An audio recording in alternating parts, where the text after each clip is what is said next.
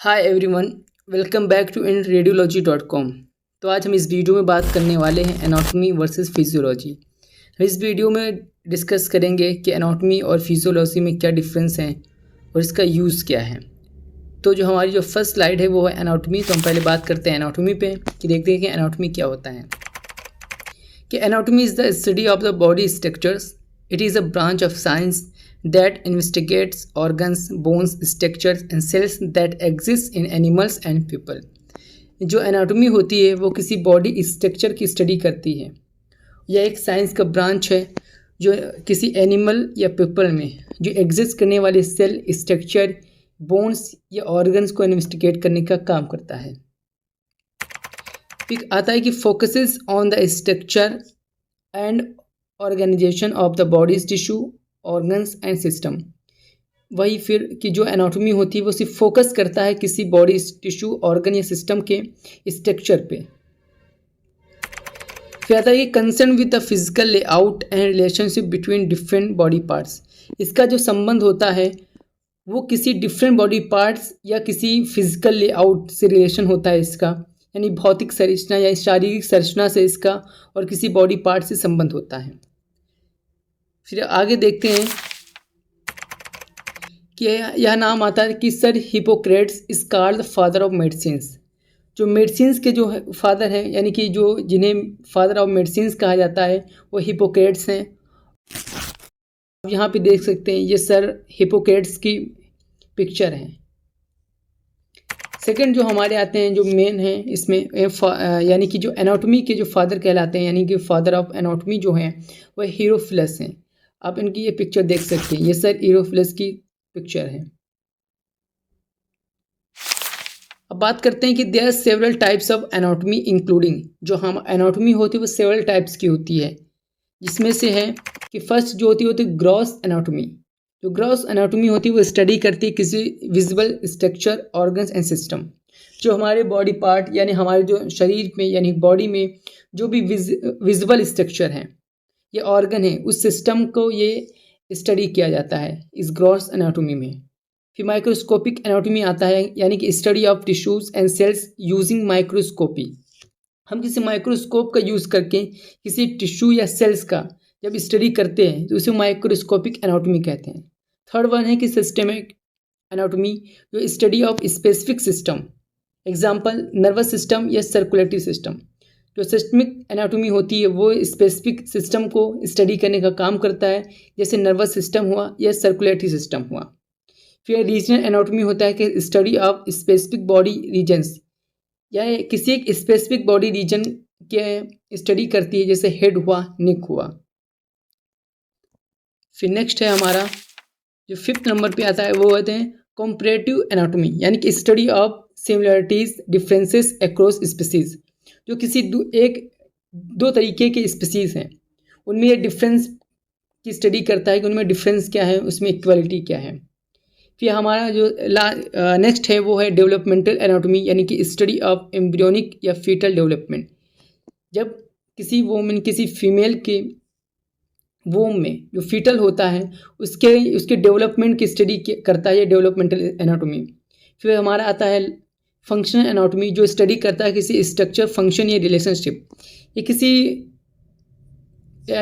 किसी ऑर्गन यानी किसी या बॉडी के फंक्शन या स्ट्रक्चर को स्टडी करने का काम करता है फंक्शनल एनाटॉमी।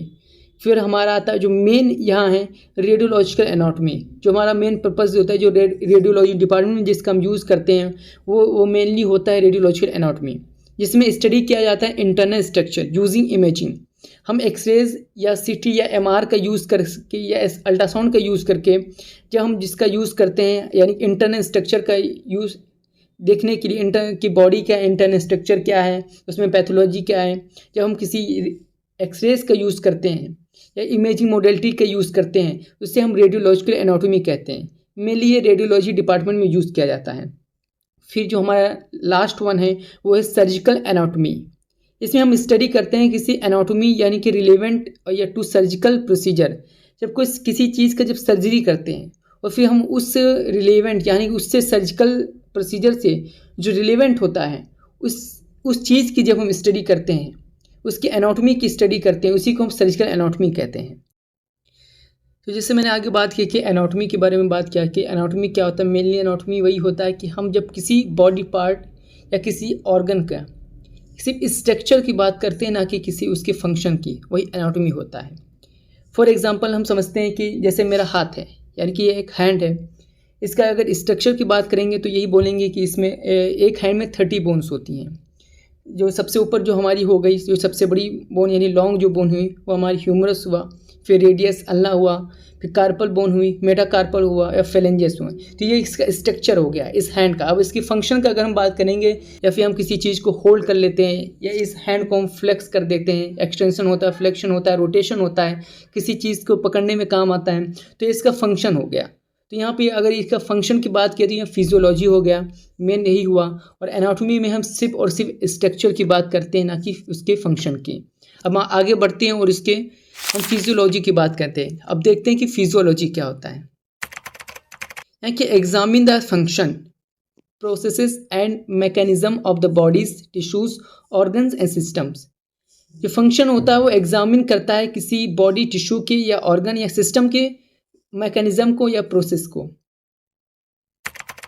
ये आता है कि concern with the how the body parts work together to maintain overall health. ये संबंधित होता है कि बॉडी पार्ट जो है वो कैसे एक साथ काम करते हैं और हमारी बॉडी की जो ओवरऑल हेल्थ होती है उसको कैसे मेंटेन करने का काम करते हैं, इसका ये फंक्शन हुआ। फिर आता है कि the human body is made up of interconnected systems such as the skeletal, muscular, cardiovascular, respiratory, digestive and nervous system which perform specific function। जो हमारी ह्यूमन बॉडी होती है वो इंटरकनेक्टेड सिस्टम से मिलकर बनती है। इसमें जैसे हमारे स्केलेटल सिस्टम हो गया, जो हमारे जितने बोन्स होंगे वो सब स्केलेटल सिस्टम में आते हैं। मस्कुलर है, इसमें मसल्स का इन्वॉल्वमेंट होता है। कार्डियोवास्कुलर हो गया, हार्ट से रिलेटेड हुआ। रेस्पिरेटरी, हम सांस लेते हैं। डाइजेस्टिव, हम कुछ खाते पीते उसका जो पाचन होता है। नर्वस सिस्टम होता है, जितने भी सिग्नल्स होते हैं वो ट्रांसपोर्ट करने का काम करते हैं, रिसीव करता है। फिर विच परफॉर्म स्पेसिफिक फंक्शन, जो हर जितना भी ये सिस्टम है सबका एक अलग अलग काम होता है, एक स्पेसिफिक फंक्शन होता है। फिजियोलॉजी होता है मेनली फंक्शन बताता है कि कोई बॉडी पार्ट है वो कैसे फंक्शन करता है, कोई ऑर्गन वो कैसे फंक्शन करेगा। जो एनाटॉमी होता है वो सिर्फ स्ट्रक्चर बताता है, वो कैसे बना है, उसमें क्या है, क्या प्रेजेंट है, क्या प्रेजेंट नहीं है, उसका स्ट्रक्चर हो गया। और अगर हम फंक्शन की बात करेंगे तो वो फिजियोलॉजी कहलाएगा। अब हम आगे बात करते हैं कि देखते हैं कि फिजियोलॉजी के फादर कौन है। जो फिजियोलॉजी के फादर जो कहलाते हैं वो सर क्लाउड बर्नार्ड हैं। इसकी आप पिक्चर देख सकते हैं। इस सर क्लाउड बर्नार्ड ने, जिन्हें फादर ऑफ फिजियोलॉजी भी बोला जाता है। तो टू इलस्ट्रेट द डिफरेंसेस, अब हम इसके जो डिफरेंस है इसको इलस्ट्रेट करेंगे। पहला देखते हैं कि anatomy. The heart is a muscular organ located in the thoracic cavity. यहाँ पर देखिए आप, इसमें इसके स्ट्रक्चर की बात हो रही है कि जो हार्ट होता है एक मस्कुलर ऑर्गन होता है जो थोरेसिस कैविटी में लोकेटेड होता है। ये देखिए, ये हार्ट है और ये इसकी थोरेसिस कैविटी है। यहाँ पे जितने आप रिब्स देखें, ये जो रिब्स केज है यही थोरेसिस कैविटी है और इसमें हार्ट प्रेजेंट होता है। अब इसके हम फिजियोलॉजी की बात करते हैं। यहाँ पे देखिए कि फिजियोलॉजी की the heart pumps blood through out the body regulating blood pressure and oxygenation. इसमें क्या हो रहा है कि जो हार्ट है वो पूरी बॉडी में ब्लड को पंप करता है और बीपी यानी कि ब्लड प्रेशर को मेंटेन करता है, रेगुलेट करता है और ऑक्सीजनेट करता है। अब यहाँ पे देखिए, इस डिफरेंस को समझिए। अब ये जो हार्ट है इसका फंक्शन दिख रहा होगा। यहाँ पे इस पिक्चर में आपने देखा कि इसका डिफरेंस यही है कि जो हमारा हार्ट होता है एक मस्कुलर ऑर्गन होता है और थोरेसिस कैविटी में प्रेजेंट होता है। इसका ये स्ट्रक्चर हो गया। एनाटॉमी मेनली स्ट्रक्चर की बात करता है, स्ट्रक्चर बताता है। और जबकि फिजियोलॉजी ने क्या बोला कि जो हार्ट होता है वो पंप करता है ब्लड को पूरे बॉडी में। देखिए, अब यहाँ पे आप इसके फंक्शन को देख सकते हैं। जो हार्ट है वो फंक्शन कर रहा है, वो बीट कर रहा है और ये हमारी बॉडी में पंप करेगा इस ब्लड को। तो इसका ये फंक्शन हुआ।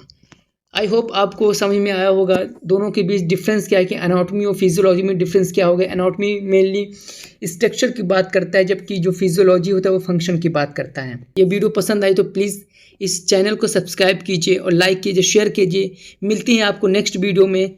Thanks for watching.